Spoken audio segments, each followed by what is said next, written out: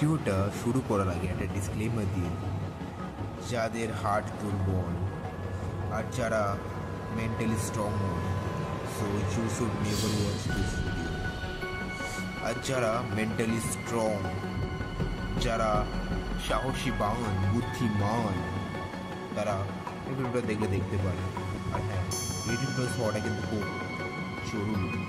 তো ladies and gentleman, your attention please. This is so weak. তো the darkest episode শুনে আপনাদেরকে স্বাগত। তো রোম্যান্টিক পার্ট 2, এই সিনেমাটা নিয়ে আমি ইন্টারনেটে 8 ঘন্টা রিসার্চ করলাম, কিন্তু কোনো কিছু অরিজিনাল ইনফরমেশন আমি পেলাম না। উইকিপিডিয়া থেকে শুরু করে ইউটিউব চ্যানেল, স্পুকি রাইস, যত ইউটিউব চ্যানেল আছে কিছু ভিডিও দেখলাম, কিন্তু তেমন কিছুই পেলাম না সিনেমাটার সম্পর্কে। অ্যাকচুয়ালি সিনেমাটা নিয়ে এক্সপ্লেন করা হয়েছে, কিন্তু ডিটেলসে কোনো জায়গায় কোনো কিছু বলা হয়নি যে এই সিনেমাটা অ্যাকচুয়ালি বানানোর উদ্দেশ্যটা কী ছিল, কি এই সিনেমা ডিরেক্টর ভাই সিনেমাটা কেন বানানো হয়েছে। কারণ এই সিনেমাটার যে স্টোরি লাইন, আমি শুধু এটাই বলতে পারি, একজন জীবিত মহিলা একটা পচে যাওয়া লাশ, ব্যাস এটাই স্টোরি লাইন। বা তারা যা যা অ্যাক্টিভিটিস করে, মানে আমি তো ভদ্র বাড়ির ছেলে, তাই জন্য এসব কথা বলতে পারছি না। কারণ এখানে যা যা কিছু হয় সেগুলো পড়াটা খুবই ডিফিকাল্ট, তো আমি বলতে পারছি না, কারণ আমার সংস্কারটা ওরকম নয়।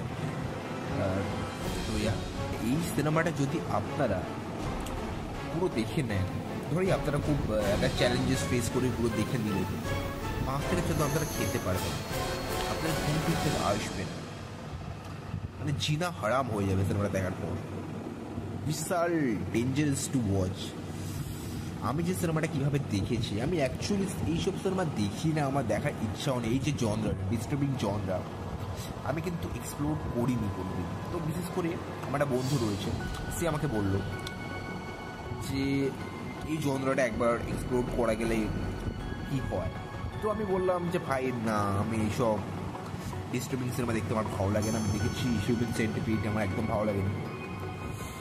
তখন ও আমাকে বললো যে তুই তো অনেক রকমের সিনেমা দেখি, তো এটা দেখ না কী আছে, প্রবলেমটা কী। তো আমি দেখলাম সিনেমাটা, পর আমি ওকে একটা কথাই বললাম, ভাই তুই তো জলে ডুবেছিস, আমাকেও ডুবালি। তো ভিডিওটা বানানোর শুধুমাত্র তোমার একটাই উদ্দেশ্য, আমার মতো যদি কোনো ফালতু বন্ধু যদি আপনার থেকে থাকে, তারা যদি আপনাকে রেকমেন্ড করে, তাকে একটা কথাই বলবে যে এটাই বলে দেবে, এই সিনেমাটা অ্যাকচুয়ালি কোনো নর্মাল অডিয়েন্সের জন্য সুটেবল নয়। যারা অ্যাবনর্মাল টাইপের হচ্ছে তাদের ভালো লাগতে পারে, রিভেঞ্জ নিতে চান, তাদেরকে এই সিনেমাটা একবার দেখিয়ে দিই, বা কোনো জেলের কয়েদিকে দেখিয়ে দিই যার ফাঁসি হতে চলেছে, সে তো বলবে আমার আগে ফাঁসি দাও।